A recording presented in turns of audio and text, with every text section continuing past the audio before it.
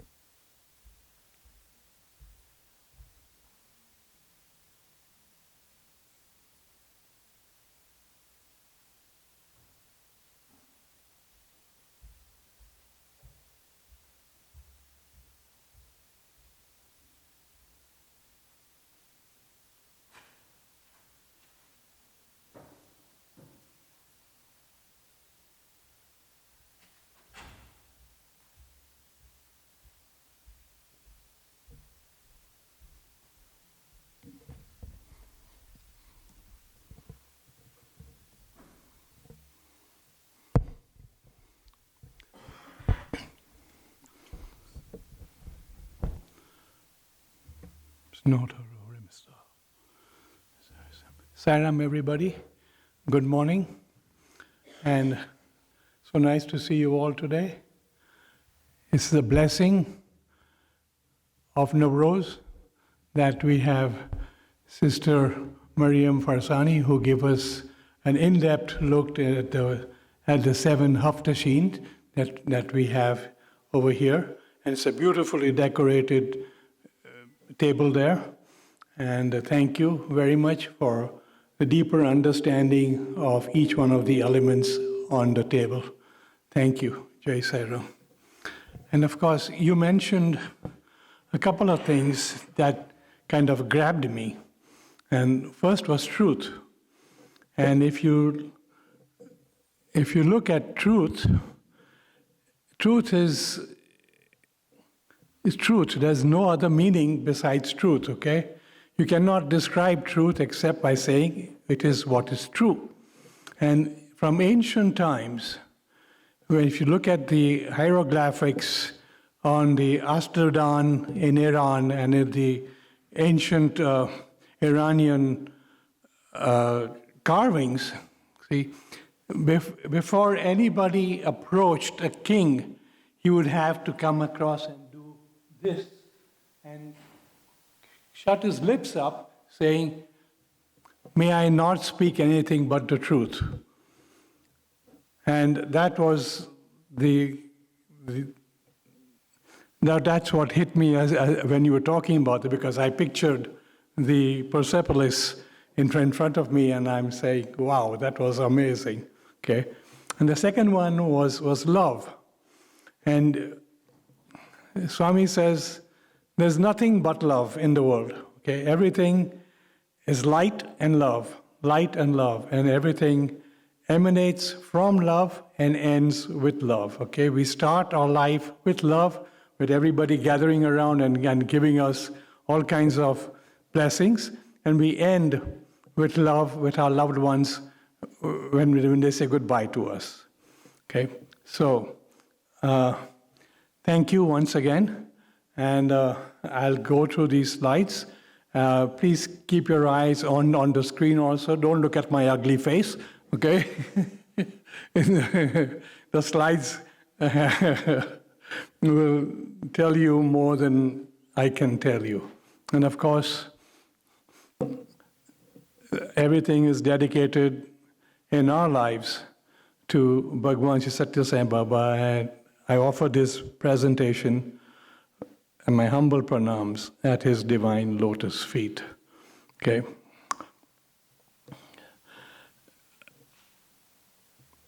Neelam mentioned about us opening the Karuna Center in 19. Swami came in a dream to my wife, and I will talk about that a little bit later as it comes true, and asked us to open the Karuna Center. And he named it the Karuna Center. At that time, we had no idea that it was going to be located in Corona. But, Swami always rhymes things, Karuna and Corona. And we were in California for about 13 years. And I kept asking my wife, let's buy a home, let's buy a home, let's buy a home. And she would say, no, no, no, because what we suffered in the last 7 years in Houston, where we went from being one of the most prominent Indians in Houston to being an actual, almost on the verge of homelessness and poverty. Okay, but I will talk about that as we go through, but this is the beginning of the Karuna Center was in a dream to my wife. So NOWRUZ Mubarak, as Mariam explained, is the new day, and it's usually celebrated on the 21st, was celebrated on the 21st of March, but because of the rotation of the earth, it has slowed down, and we now celebrated it this year on March 19th at 8:06 p.m. It represents victory of light over darkness, because that is the day when we have equal days and equal nights, and also the representatives of good over evil. So, because light is goodness and evil is darkness. So, okay, this was first introduced by a Pashtunian king called King Jamshid. That's why it's called Jamshidi NOWRUZ, because the Pashtunian dynasty was 11,000 plus years to 9,000 plus years in Iran. And he was one of the first kings who recognized the importance of the sun crossing over into the constellation of Aries, as we know today, and therefore it caused equal days and equal nights, okay? And the Persian Empire, as you can see on the map there, stretched all the way from the western shores of Europe to the Indus Valley. And 3 empires following the Pashtunian dynasty, the Achaemenid Empire, the Hellenistic Empire, and the Parthian and the Sassanid empires were what the 3 empires, the empires that came through following the Pashtunian dynasty. And the last Sassanid dynasty was when we were forced out of Iran. And like Mariam mentioned, preparations in NOWRUZ start way before the actual day. It is called Takune Takuni because every corner of the house is cleaned and to welcome the new year into the house. And it is celebrated not only by Persians, but it is celebrated by Iranians, Tajiks, Kurds, Armenians, Azerbaijanis, Baluchis, and all across the Middle East. Okay?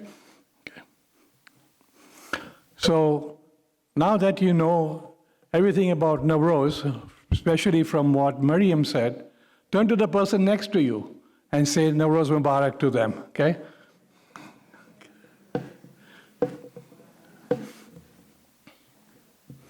Okay, now to Zoroastrianism. Okay. As you all know, Zoroastrianism is represented in Swami Sarvadharma symbol on the lower right-hand corner, okay? And it is represented by fire.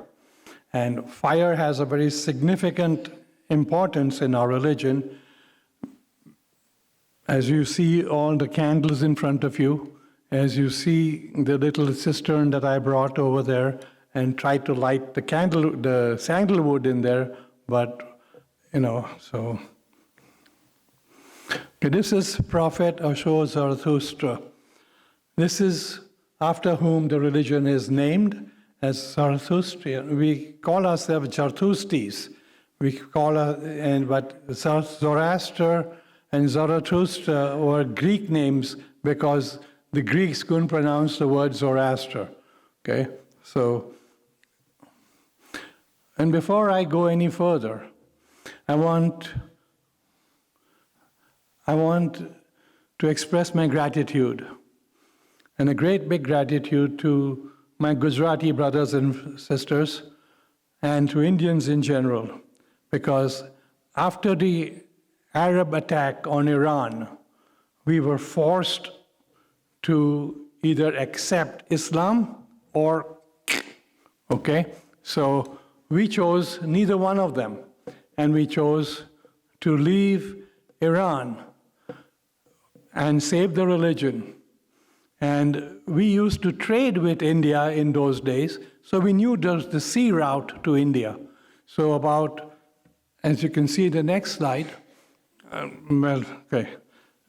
we chose to come to India, and I'll come to that. But my personal thank yous here as part of my gratitude is to Nosh and Behroz Vadoli and their parents, and of course to the Glendale Center, Harshad Bhai and Ramila Ben, who fostered the love of Swami into us, and who, of course, Neelam, being their daughter, is today here heading us up in the spiritual path. And of course, to Roshan Motiwala and her parents, who we fondly called Daddy Papa and Nana, because they were the ones who kept insisting and who kept telling us stories about Swami, kept telling us stories about Shirdi Baba and Satya Baba. And so we got to know more and more about Swami. Okay, and of course, this lovely lady, those of you who know her, okay, have known her, okay, that's my wife, Parveen. And she fell in love with Swami. And Swami returned that love to her. Wherever she went to Prashanti, Swami would kind of immediately know, because she would make herself known, because she wore the brightest clothes, and she would always crave for his attention, and she would look around until Swami saw her, and then they both would nod to each other, and she would go sit down, and then Swami would walk up to her and say, okay, take 5 minutes. Okay. So she is one of the other reasons, of course, being my wife and spending 24 hours with her, you couldn't help but get by osmosis the love for Swami. But this idiot still had a few doubts, and I will tell you about that a little bit, okay, as we go into it. So, as Neela mentioned, we came from India to New Orleans. I came from India to New Orleans to Tulane University, where I got my second master's. I had a master's from Bombay University, and then went to Rice University in Houston for my PhD. And then, from 1972 to 1982, everything was hunky-dory, okay? I got my PhD in 77, and three things happened in 1977. I got my US citizenship in April, I got my PhD in June, and then my son was born in November. So three things in 1977, okay, happened to me. But then and then I went to work as an oil exploration geologist. And then when in 1982, when the oil market went kaput, I couldn't find a job. I was laid off. From a managerial position, I was laid off because they said, you're making too much money. Okay, so they laid me off, and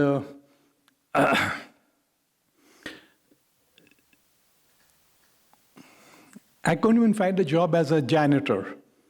I applied as a janitorial position, but I couldn't even find time as a janitor. But this was all Swami's doing, I think, because when we were going through these rough times, I would wake up in the middle of the night, and I would start praying for 2 hours at 4 in the morning, and I would say, if there is a God, I want to see you.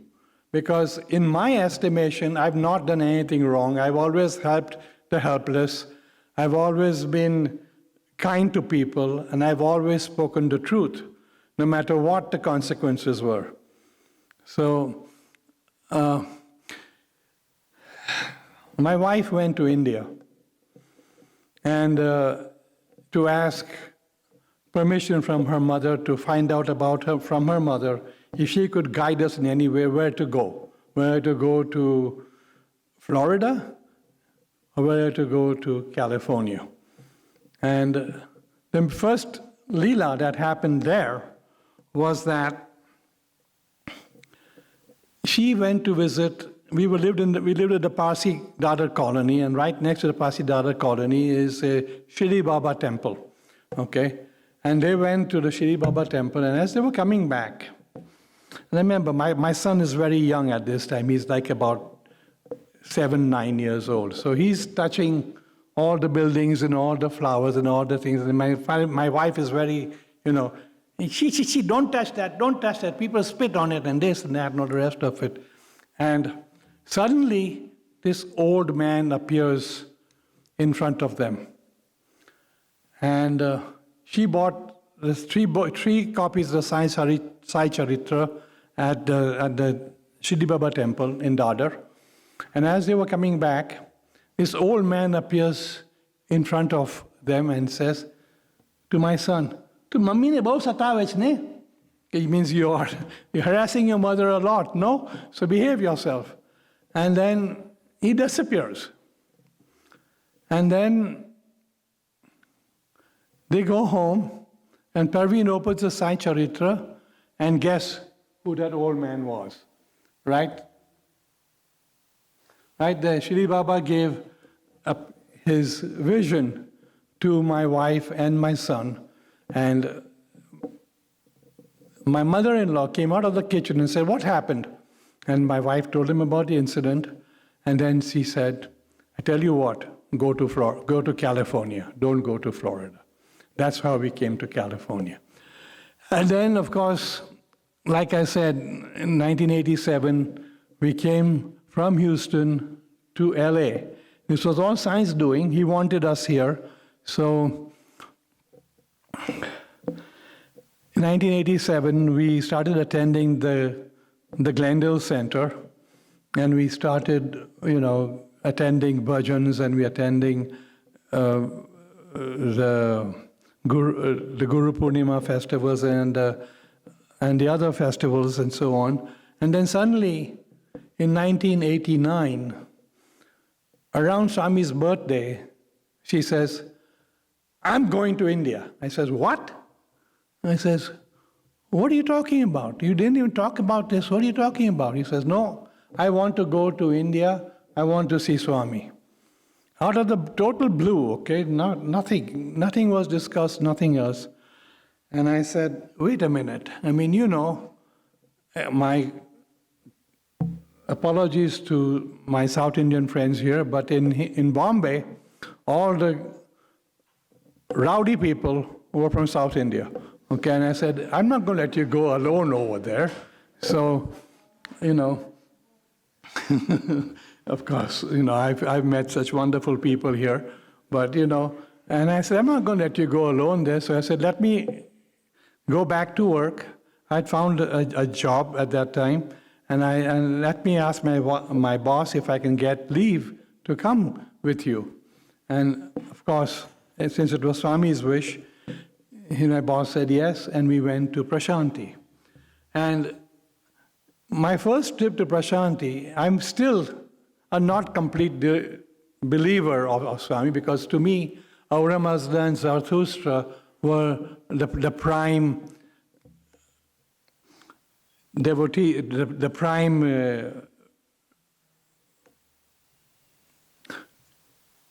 reverential points in my life. So I'm saying, okay, I'll come, but I'll come. Don't ask me over there to say that is God, and don't ask me to bow down to him like he's God. And she said, okay, but you come. If you want to come, but behave yourself. I said, okay, yeah, I'm not going to be rude in any way. So what happened was, on the very first day after we arrived there, I went into the darshan line. And we were standing in the line to go into the mandir, and everybody suddenly starts, I'm saying, what happened? He's saying, Sai's coming. So I said, okay. So I stood there and said, reverential position. I said, okay. And then he comes and stands right in front of me. And he says, and I look up and I just bow down to him, folded hands. First words he said to me were, sing, sing, sing.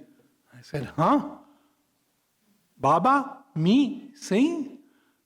I said, all throughout my high school career, all throughout my education, even though I wanted to sing, on my report card, there's always be, cannot carry a tune, cannot carry a tune, cannot carry a tune. Okay? So all my life, I've heard that you can't sing. And here is this gentleman coming up to me, standing up to me. First thing he says to me is, sing, sing, sing. And I said, Baba, me? Because I didn't call him Swami in those days, I just called him Baba. Me? Sing? He said, yes. So I walked away he walked away after that, and that was it. And then I said, okay, well, further confirming in my mind that he does not know anything. Okay? And this is the stupidity that I had in those days, okay? And then on the second day, we were out for darshan. We were sitting around, and I said, okay, I'm going to challenge you. I'm going to challenge you, Baba. I said, since you say you are God, then you can know what I'm thinking, and you can hear what I'm saying, even though I'm saying it in very soft terms, and you will do what I want you to do. And I said, okay. And then he came out of the mandir and he's walking around in the darshan lines, and I said, okay, stop. In my mind, I'm saying, stop. So Swami stops. So I said, okay. Turn around. So Swami turns around from the direction he's going, and he starts walking. And I said, start walking. So he starts walking again. Then I said, stop. And he stops, and I said, turn towards me. And Swami turns towards me. I said, walk. And he starts walking. And I said, stop. And he does everything that I want him to do during those 15, 20 minutes that he was out there. And he did everything that I asked him to do. And I'm saying, well, maybe he's got some powers, maybe he's got some. So I said, okay. And I went back, and my wife, of course, was somewhere else, and I was somewhere else. And I didn't tell her this, and she, we just, then the third day, and we were having such a good time in Prashanti. We had, the Parsi shop there it was run by the dairies, and he had ice cream, and I love ice cream. And those of you who know me know that I love ice cream. And and we used to go there after every darshan and every meal, go and have ice cream. And we were there for 3 days, and we had sort of a good time there. And my wife was enjoying it tremendously. So on the third day, when he came out, and it was the afternoon darshan, and I said, okay, at least let me go and say thank you. And in those days, you could carry your cameras with you. So I had my camera around my neck, and I said, okay. And I walked up to where he was, and I bowed down, and I said, thank you, Baba.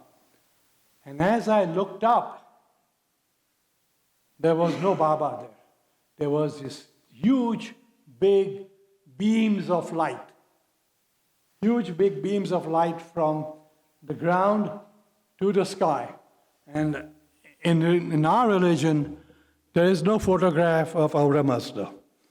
Ahura Mazda is not pictured in any way. It is pictured by beams of light.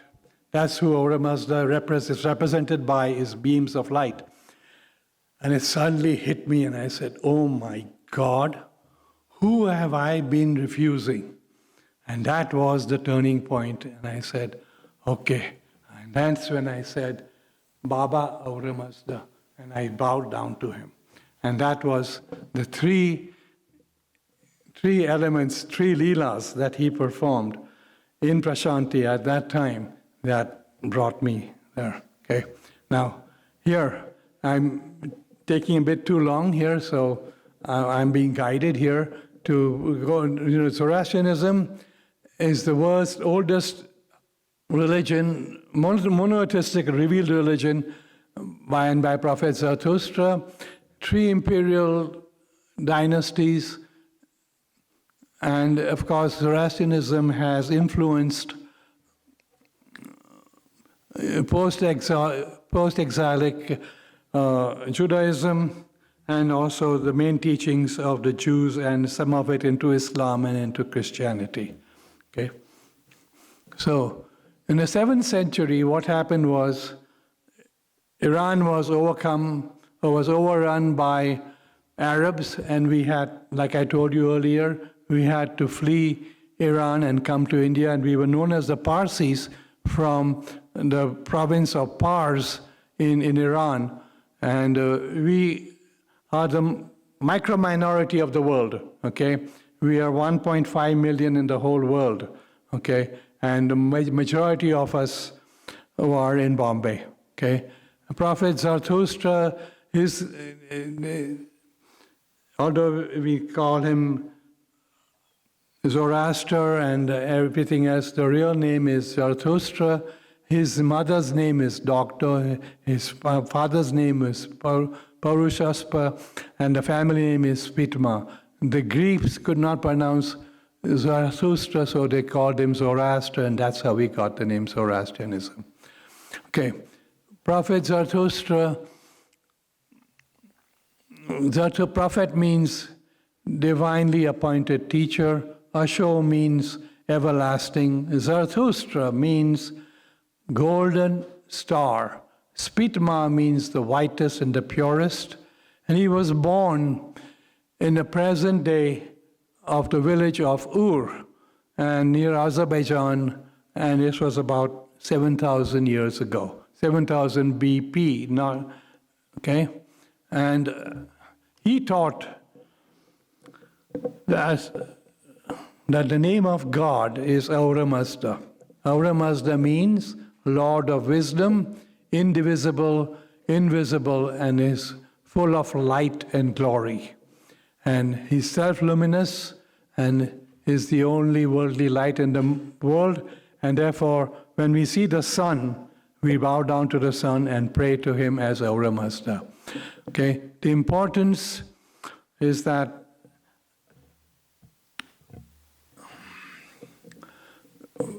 he stressed existence and growth and development of all worldly creations, not just man, but every world creation, and we offer our prayers through the fire, not to the fire, but through the fire to him. These are the miracles of his birth.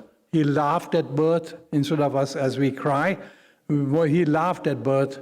Evil sources tried to kill him, but by throwing him into a den of wolves, by throwing him onto a pile of burning wood and into a stampede of cows and horses.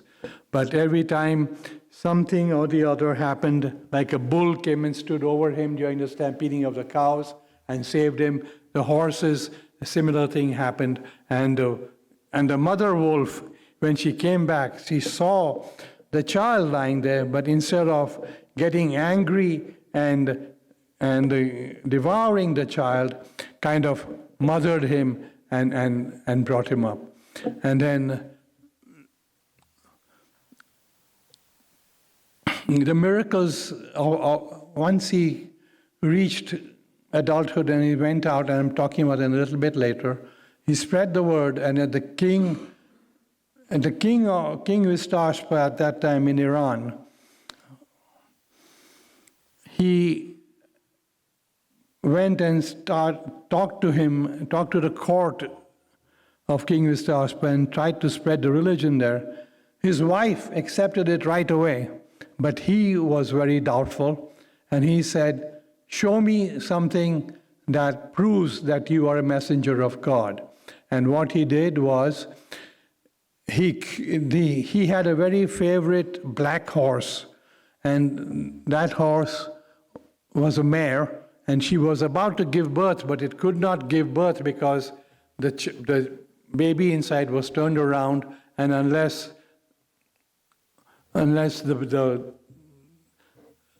the surgery was performed, and the king was not, they had no way of doing surgery, and Prophet Zarathustra went and prayed over him, and the baby inside turned around, and the baby was born. The next thing was that he went into the garden and called the king to follow him, and every leaf on the trees in the garden had the words Manashni, Gavashni, Kunashni written on it, which meant good thoughts, good words, good deeds. Okay. His early life, he was trained as a priest, as a Magav. The three magi, as you know, in Christianity, who came to see Jesus Christ, were Zoroastrian. And that's why they are called Magi's, because the plural of Magav is Magi. And at age 20, he left home against his parents' wish to meditate and pray. And when he went to the river Daitya to get water for the Homa ceremony, Vahumana appeared before him, and he said, "Come with me," and he took him to the court of Ahura Mazda. Ahura Mazda answered his questions by saying, he said, "What is the first perfection?" The first perfection is good thoughts, second perfection is good words, third perfection is good deeds, and explained the duality of existence of good and evil, but that we should always strive for good and not for evil. Okay? He was ordained as a priest. Where am I going? I'm going backwards. No. Okay. So, and he, like I told you, Rabindranath Tagore, a Nobel laureate from India, he studied Zarathustra's teachings, and he said this. He says, "The first profound record of the change of direction in man's religion we find in the message of the great prophet in Iran, Zarathustra.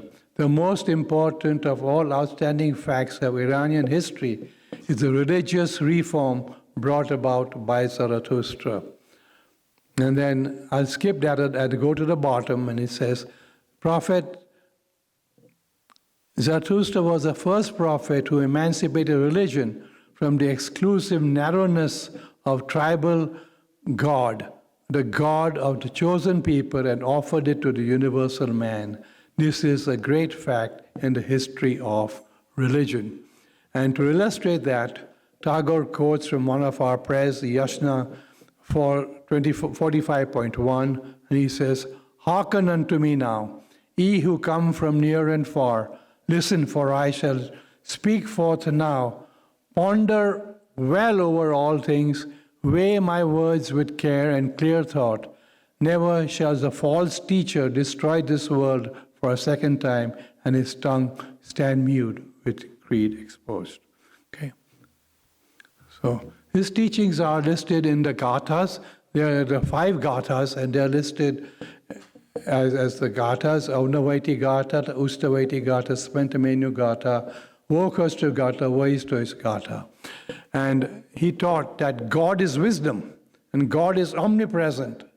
God exists everywhere. He is eternal, He is the creator, He is mighty, and He is man's best friend, and He is extremely virtuous. Okay? He taught about good and evil, and he talked about discrimination. What Swami talks about is discriminate over whatever you do. And he said, listen with your ears the best things and reflect with a clear mind for man for himself. And upon the choices of decision, be aware and declare yourself to him before the retribution. It means you have to choose the right path always. So the ethical structure that he taught about was the bounty of spirits, the good mind, the best truth, the desirable kingdom, holy piety and devotion, and perfection and immortality. Okay? The bounty of spirits, which is the next slide I'm going to show you, I'm not going to go through all of them in detail. I'm only going to go to the very first one. The bounty of spirits are called the Ameshaspans. Okay? These are the 7 Ameshaspans. These are the bounteous spirits. We pray to God through them and not to them. Okay? And each one of them is labeled, and each one of them has a specific duty. Like Ahura Mazda is the creator, he's Pentamenu. Okay? Brahman is responsible for your good mind, and he protects animals. Okay? Adibes is responsible for truth and justice and protects fire. Sharevar is righteous power. When we say on our prayers, the Sharevaram Saspan, we pray for righteous power within us, and he protects the sky and the metals. Okay? And Sapendamard, Kordad, and Amardad, these are the others that follow through. Okay? So, like I mentioned earlier, the Arab invasion of Iran in 700 AD forced us to convert either to Islam or death, and we landed in Iran and landed in India. But King Jadirana, who was there, he saw us in full battle gear because we were fighting the Arabs in those days. So he asked us to. He said yes. He was wondering why we came to that land, and he asked us for 7 promises. The first promise was to lay down our arms, that we would never carry our swords and military gear again. No proselytization in the religion. Our religion was not to be. Was not to be proselytized. That is why in our fire temples, right outside the fire temples, it says no entry except for Zoroastrians. Okay, and no interfaith marriage. Marriage ceremony to be conducted after dark, and also to include Sanskrit prayers in our marriage ceremony. And women must adopt our Indian dress, and we must adopt our local languages. Okay, Mahatma Gandhi said, in number, the Parsis are beyond contempt, but contribution beyond compare, because we have in every field, with atomic energy, like Baba, in military, like Field Marshal, and so on and so forth. In every field that we have gone, we have contributed and always looked for the best for India and not for ourselves. We have never asked for any specific treatment, any special treatment in any of the... Here Swami says, have one-on-one contact with God. Zarathustra says, have no one between you and God. You are directly responsible for all your actions. Humata, hukta, huvarasta. Good thoughts, good words, and good deeds. Swami says, use buddhi, not intellect. Auramazda is wisdom. So, okay. Sai says, Zoroastrianism was founded, and the fire that is there is, like I told you earlier, it's called Auramazda, and fire is called Atra Auramazda Putar, which means the son of God. So the fire is extremely important to all of us, and that, I'm going to go to the next slide. Okay. Manashni, Gavashni, Kunashni is what we do. Humata, Hokta, Huvarasta. Okay, my good thoughts, my good words, my good deeds.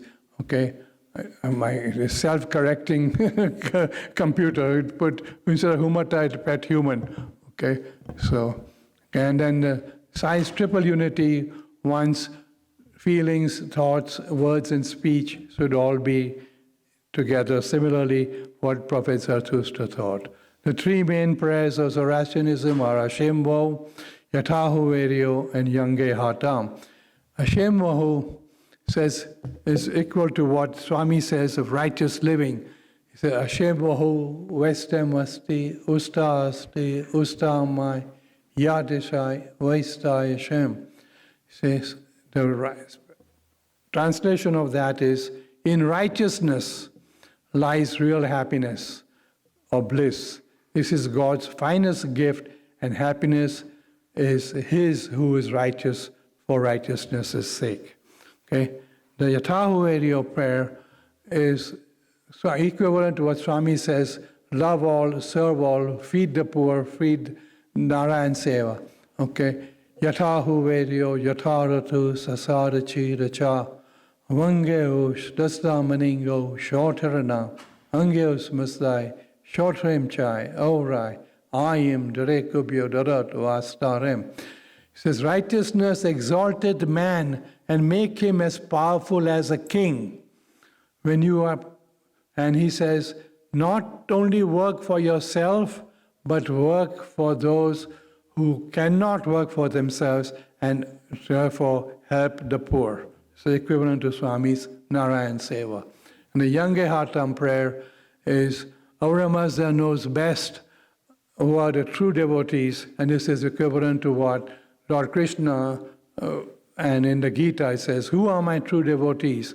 And he says, Auramazda says, who amongst those are true devotees, those devotees do I revere. Okay? And this is our calendar. And what it does is, it's got, our days are not numbered. Our days are not numbered, okay? I skipped a slide, okay? I'm trying to move ahead. I think I'm running late on time, so, okay. I've got 10 more minutes, right? No? Huh? I thought I had 45 minutes, okay? Okay, anyway, well, I'm going to go through this very quickly. This is something that was brought up yesterday. Was a very holy day because it was the day of Ava. If you can see, our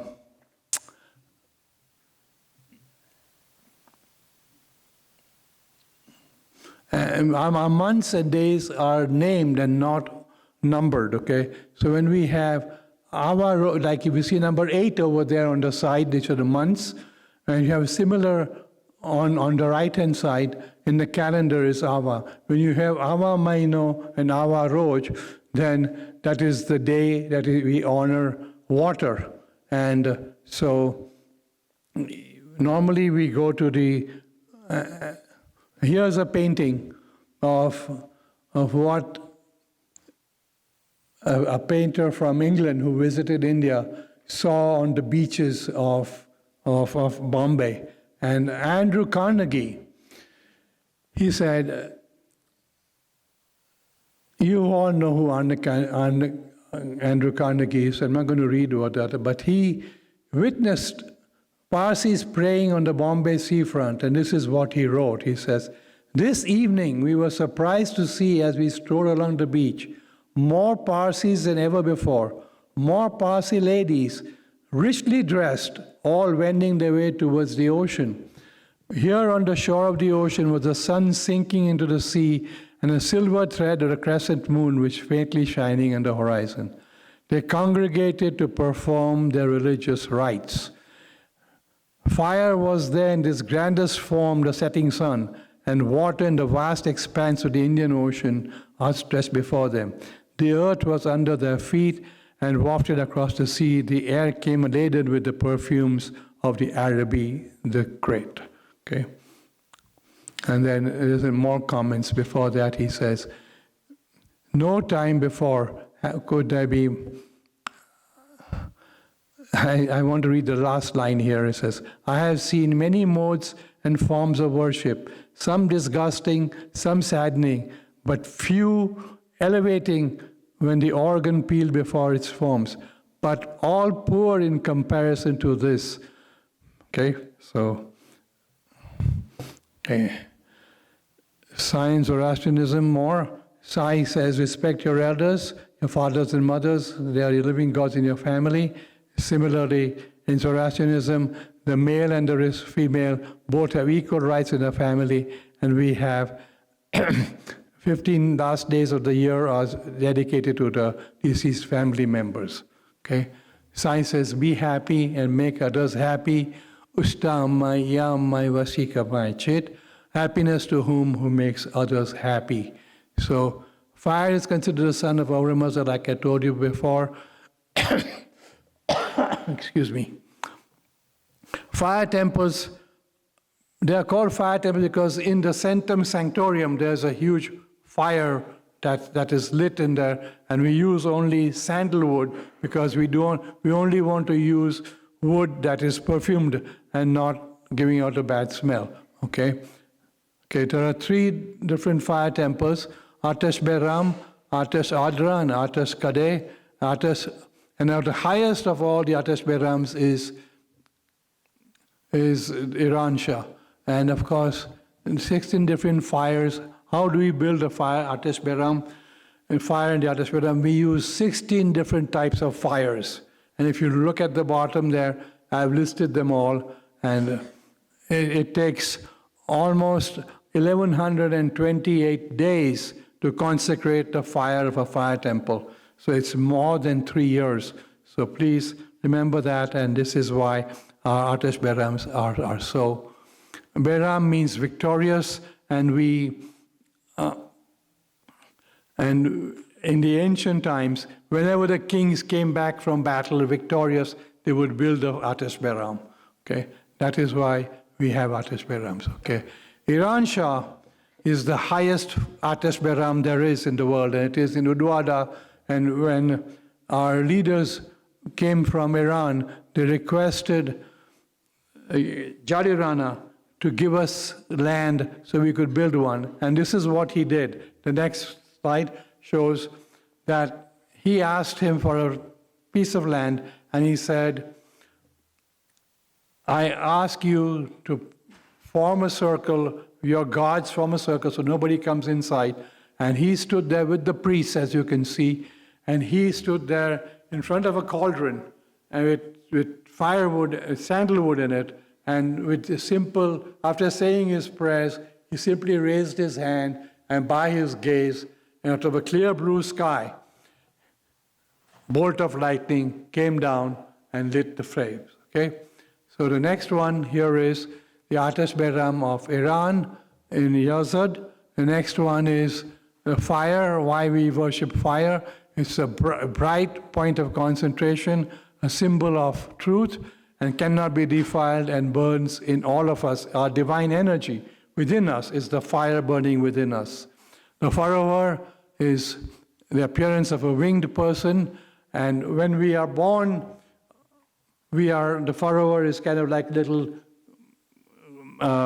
dove with folded wings. But when we progress spiritually, the wings expand out, and this is the guiding spirit of man, okay?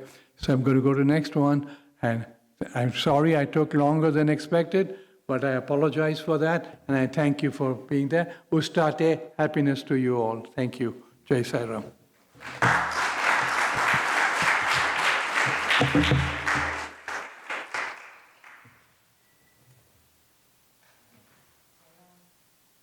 Thank you, Miriam and Manik Uncle, for your beautiful presentations and sharing NOWRUZ with us today. So a couple announcements. Drivers are needed for two events that are coming up. The SSC, National SSC Conference, which is next weekend, and then the following weekend after that is the National Council meeting. So if you're interested in driving, transporting people from the airport to here or whatever they need you for, please contact Saroja, who's our regional service coordinator. There. So if you don't know what she looks like, she's right there. And then next week we have our Region 8 Easter celebration. We have a wonderful speaker lined up. The program will start again like today at 10 a.m. with Vedam. At 10:30 we'll have bhajans, and at 11 a.m. we'll have our guest speaker. And I leave you today with the thought for the day, and it will be followed by the closing prayers. The truth is that divinity in all pervading. After profound inquiry, the sages discovered that God is the source of everything in creation. The sages compared the cosmos to a seed. The husk envelopes each grain. Only when the grain and the husk are together can the seed germinate. Likewise, in the cosmos, the inner grain is God, and the outer husk is nature. The cosmos demonstrates the unity of God and nature. Nature is dependent on God, and God, the basis for nature. Divine Discourse, March 8th, 1986. Jai Sai Ram.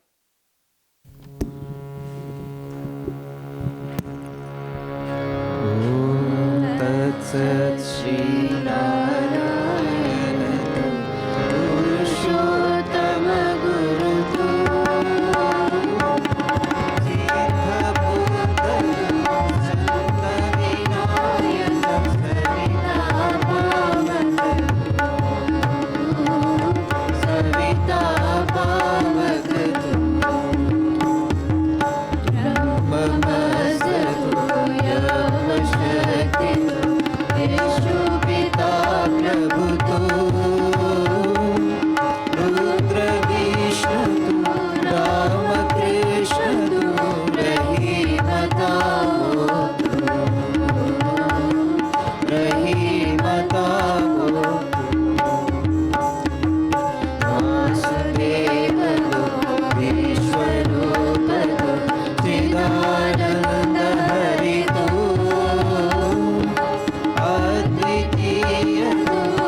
Bye.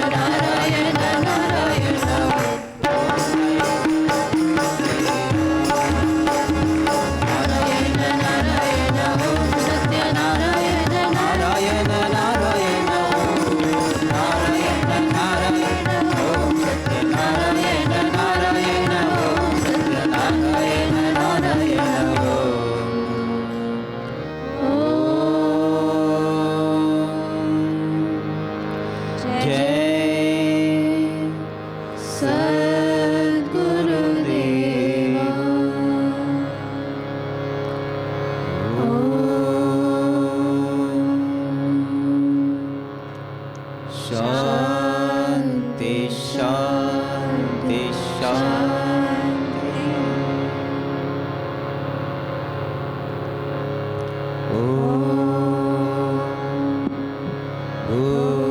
Bhurvuvasvah Tatsaviturvarenyam Bhargo Devasya Dhimahi Dhiyo Yo Nah Prachodayat. Om Bhurvuvasvah Tatsaviturvarenyam Bhargo Devasya Dhimahi Dhiyo Yo Nah Prachodayat. Om Bhurvuvasvah Tatsaviturvarenyam Bhargo Devasya Dhimahi Dhiyo Yo Nah Prachodayat. Om Sai Ishwaraya Vidmahe Satyadevaya Dhimahi Tanna Sarva Prachodayat. Om Sai Ishwaraya Vidmahe Satyadevaya Dhimahi Tanna Sarva Prachodayat. Om Sai Ishwaraya Vidmahe Satyadevaya Dhimahi Tanna Sarva Prachodayat.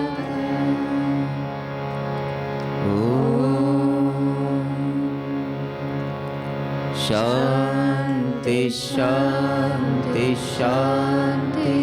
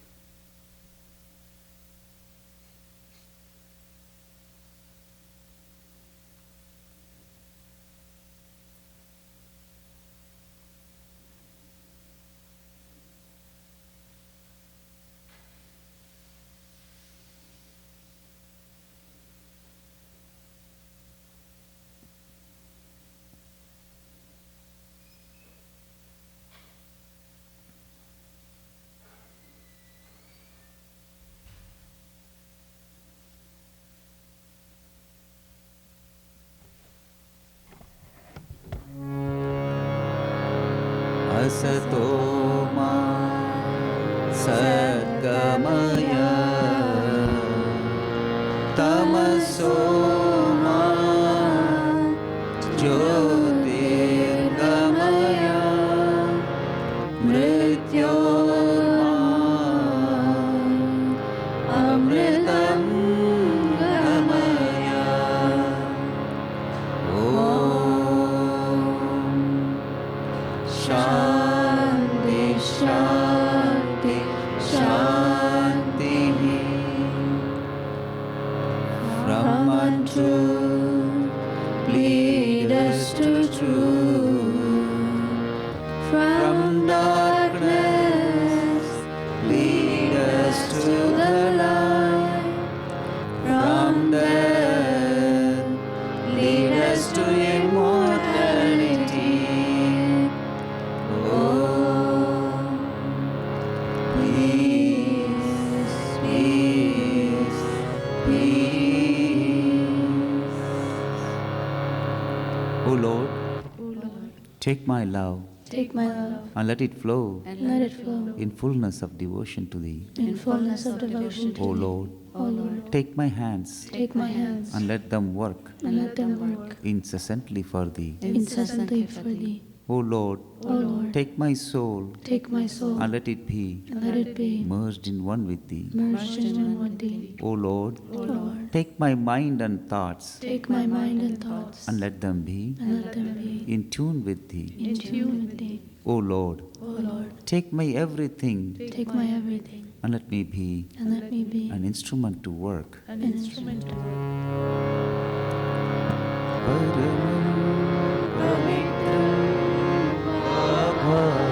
Vibhuti Paramam Chitram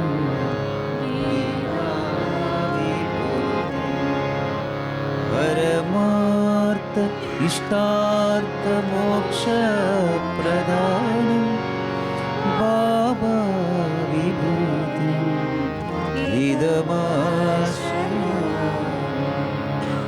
Sacred and supreme is Baba's Vibhuti, pouring forth in endless stream, display of Vibhuti.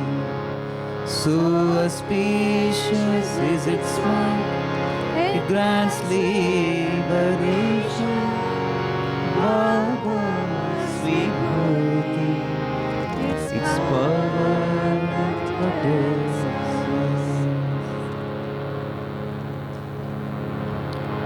Samasta loka sukhino bhavantu. Samasta loka sukhino bhavantu. Samasta loka sukhino bhavantu. Om Shanti Shanti Shanti. May all the worlds be happy. Jai Sai Ram.